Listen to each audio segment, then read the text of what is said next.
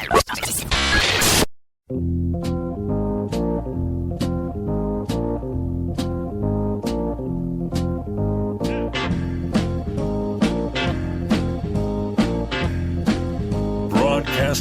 live from the Jersey Shore, it's Coach Kev on the Damage 365 Radio Network.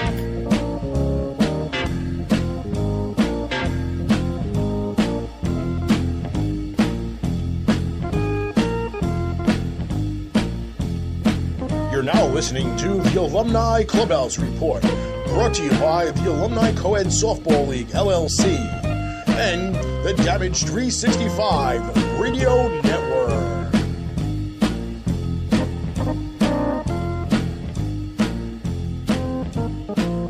And welcome back, everybody, to the second season of the Alumni Clubhouse Report. I'm your host, Coach Kev.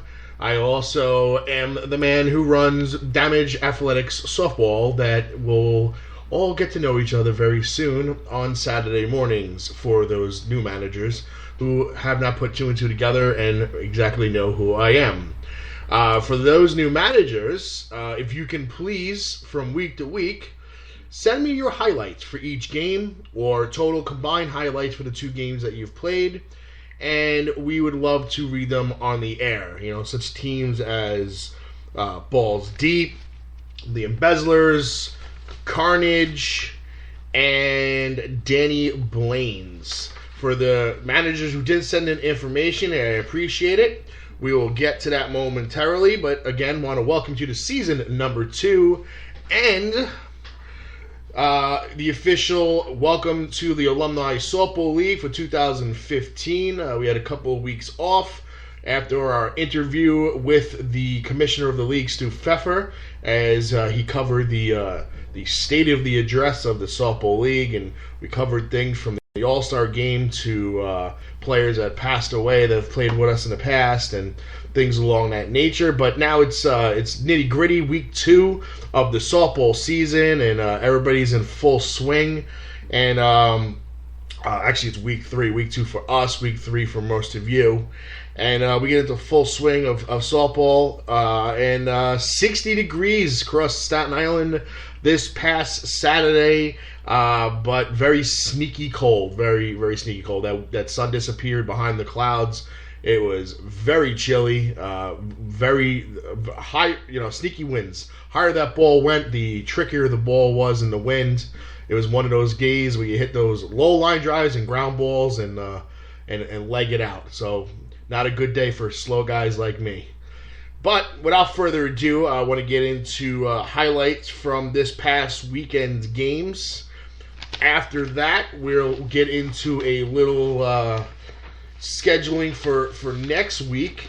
We'll update you on the standings, and also we will go over for the newer teams what needs to be done as far as the All-Star game is concerned, the date, and things along that nature. And also, this week coming up, with being week number 4, there's some rules that kick into effect that we want to remind everybody before that happens. So, sit back, relax, enjoy your dinner, or if you ate already, and just give me about half hour to 45 minutes of your time, and we'll just get this. We'll get this ball started. Let's go to the videotape. Okay, let's go to the videotape. Warner Wolf, thank you very much, sir. And to start it off, we had Damage Athletics taking on the Embezzlers. That game took place at South Beach, number 4, next to the old soccer field there. In game 1, Damage Athletics took it 11-1 and went on to win the nightcap 16-5. In those two games for the Embezzlers, Charlie Givens was 2 for 4 with 2 runs scored. He walked. He did pitch game 2 as well. Josh Rosenberg, he was 3 for 5. He drove in 3 runs, and he pitched in game number 1. For Damage, Brian Baskerville was 2 for 3 with a double, 4 runs batted in. Eric Deeney was 3 for 6. He scored 3 times. He drilled a home run, walked, and had 4 RBIs. Marisol Polino was 2 for 3 with 2 runs batted in. Chris McNamara was 2 for 2 with 2 walks and scored 3 times. Game number 1's winning pitcher was Keith Gilner. He pitched a complete game 3-hitter, striking out 2, while Nicole Castano picked up the win in game number 2, complete game 7-hitter, 2 earned while striking out 3 batters, including the last batter of the game. So great job for Damage Athletics. Our next game we had at the same field. That was at 8:30 and 10 o'clock. Balls Deep was victorious over the Griffs 14-13. But in game 2, the Griffs got their revenge as the Griffs take Balls Deep 5-2. The overall shout-outs for this game sent to us was Mike Lasky, who was on the mound for games 1 and 2. Great pitching by him. And great defense by Brittany Rodriguez.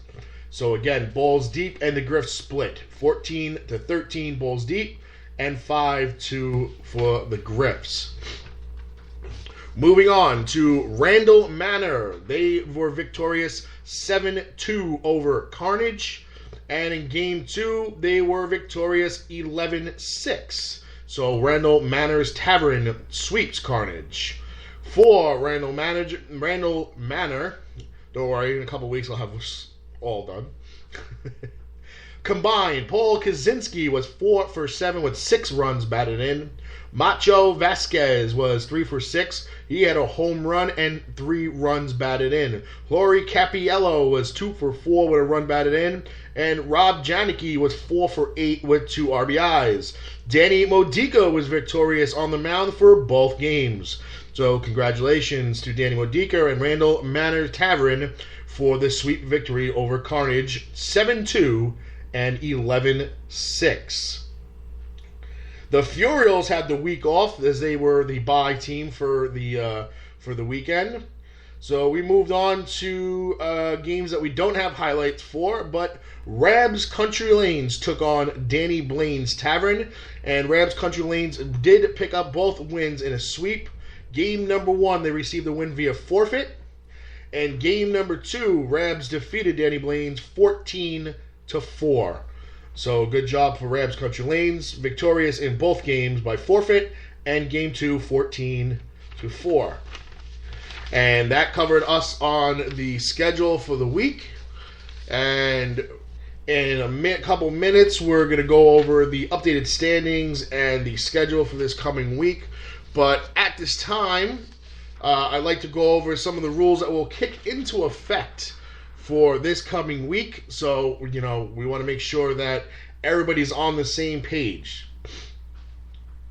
All jerseys, softball jerseys, have to be worn during the game. This is the 4th week of the scheduled season. The jersey rule is in full effect.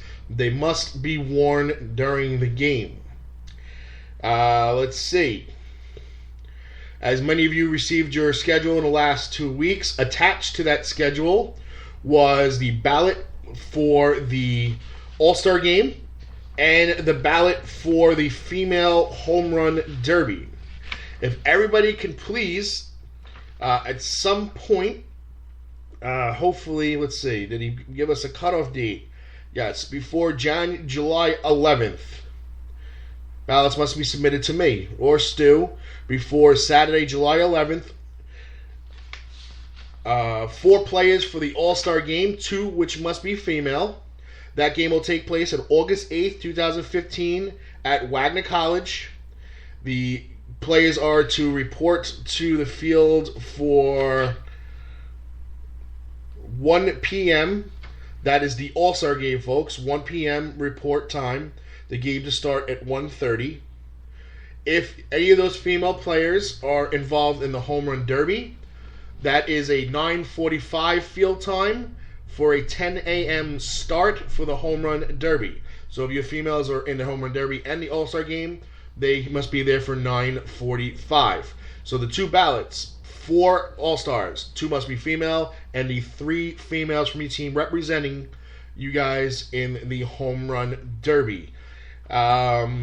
During the All-Star game, please make sure that all your players are wearing their respective team jerseys. And you remember your sponsors would love to have the winner of the Home Run Derby or All-Star game come, out of your division with those sponsored jerseys. So make sure to be fair and wear your jerseys. Again, make sure your jerseys are being worn on the field at all times starting this coming week. And also, all your rosters are supposed to be handed in prior to the start of your play this Saturday. So when you see Stu walking around the fields this Saturday, make sure if you haven't mailed them to him already, hand him the roster.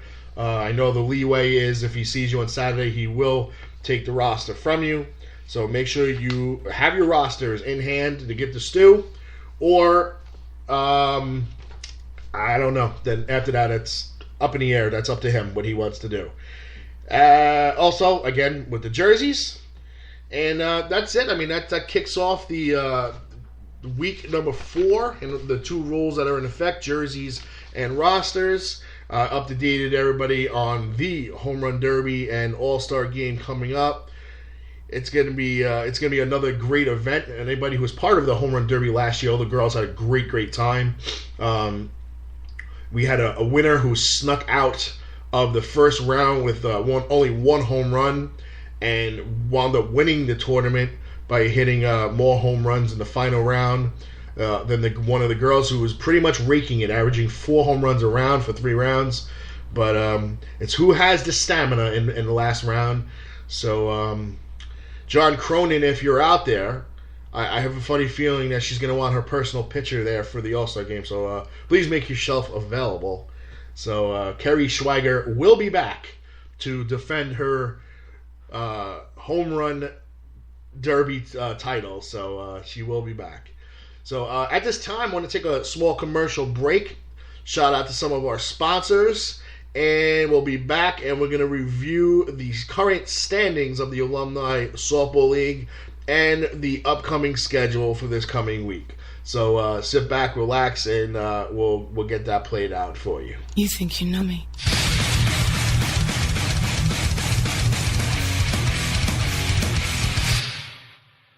Hey guys, do you like pro wrestling? Of course you do. It's the greatest thing in the world. Hi, my name is Emil J. You may have seen me as the ring announcer for Combat Zone Wrestling, On Point Wrestling, Dojo Wars, and WSU, just to name a few. But now I'm proud to announce that the Funkenstein Wrestling Superstore is the premier location for wrestling merchandise. Every Saturday and Sunday from 8 a.m. to 4 p.m. in Englishtown, New Jersey at the Englishtown Flea Market, booth number 35 in the Green Building, the Funkenstein Wrestling Superstore has it all.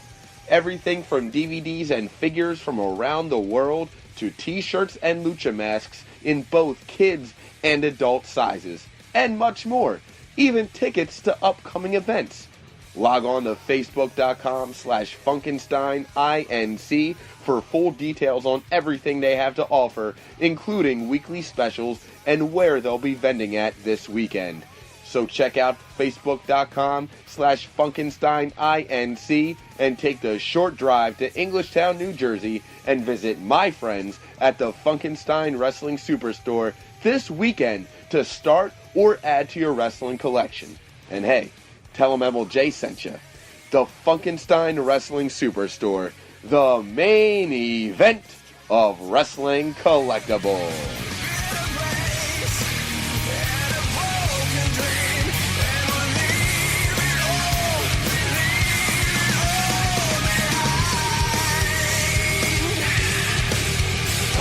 This is the hardcore icon, Just Incredible, and you're listening to Damage 365 Radio. Now that's not just the coolest, that's not just the best.